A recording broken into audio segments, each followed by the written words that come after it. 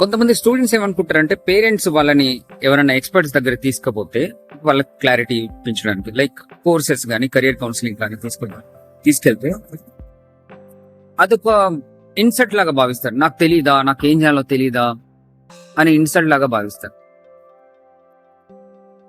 కానీ నిజం ఏంటంటే ప్రపంచంలో సక్సెస్ఫుల్ గా మారిన ప్రతి ఒక్కరు, పెద్ద పెద్ద క్రికెటర్స్ కావచ్చు, స్పోర్ట్స్ పర్సన్స్ కావచ్చు, లేకపోతే సక్సెస్ఫుల్ గా మారిన బిజినెస్ మెన్స్ కావచ్చు, వాళ్ళందరూ ఎక్స్పర్ట్స్ అడ్వైస్ తీసుకునే సక్సెస్ఫుల్ అయ్యింది.